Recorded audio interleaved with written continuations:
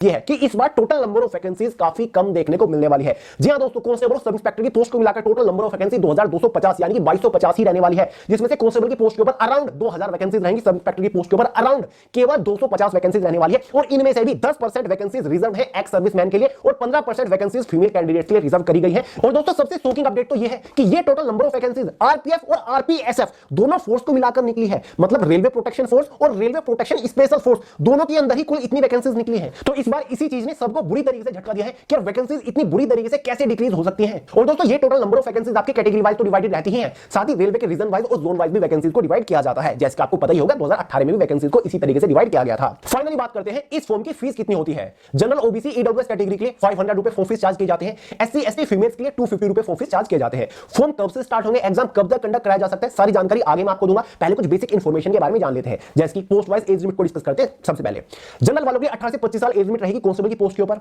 Sub inspector की post के ऊपर जनरल वालों के लिए 20 से 25 साल एज लिमिट रखी जाती है, जो आपकी एज कैलकुलेट हो सकती है इस बार 1 जुलाई 2024 को हो सकती है। नोटिफिकेशन में क्लियरली कह रखा है कि अगर इस वैकेंसी के लिए नोटिफिकेशन 1 जुलाई से पहले जारी किया जा रहा है तो एज ऑन 1 जुलाई 2024 तक, अगर 1 जुलाई 2024 के बाद नोटिफिकेशन जारी होता है तो 1 जनवरी 2025 तक आपकी एज लिमिट कैलकुलेट होगी। लेकिन वो बहुत दूर हो जाएगा, नोटिफिकेशन आपका अभी आ जाएगा, वैकेंसी आपकी अभी स्टार्ट होगी जल्दी, इसलिए 1 जुलाई 2024 तक आपकी एज कैलकुलेट होगी। इसमें एजुकेशन क्वालिफिकेशन के बारे में बात कर लेते हैं। कांस्टेबल की पोस्ट के ऊपर अगर आपने 10 पास कर रखा है आप एलिजिबल है। सब इंस्पेक्टर की पोस्ट के लिए अगर आपने कोई भी बैचलर डिग्री पास कर रखी है तो आप एलिजिबल है, आप फॉर्म अप्लाई कर सकते हैं। फाइनली बात करते हैं सिलेक्शन प्रोसीजर के बारे में, यानी कि इस बार जब आप इनमें से किसी भी पोस्ट के लिए फॉर्म अप्लाई कर दोगे तो फाइनल सिलेक्शन लेने तक आपको किस स्टेज से होकर गुजरना पड़ेगा। बेसिकली दोस्तों दोनों ही पोस्ट का सिलेक्शन प्रोसीजर 4 मेजर स्टेजेस के ऊपर टिका हुआ है। स्टेज फर्स्ट में आपको एक CBT computer based test conduct कराया जाएगा, जो कि इस बार खुद जिम्मेदारी लेने जा रहा है आरआरबी रेलवे रिक्रूटमेंट बोर्ड।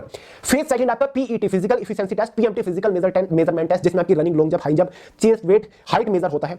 तीसरा फेज जो है वो डॉक्यूमेंट वेरिफिकेशन का है, मोस्ट इंपोर्टेंट है। चौथा फेज आपका मेडिकल एग्जामिनेशन का है। तो चलिए एक एक स्टेज के बारे में डिटेल से बात करते हैं। स्टेज फर्स्ट जिसमें आपके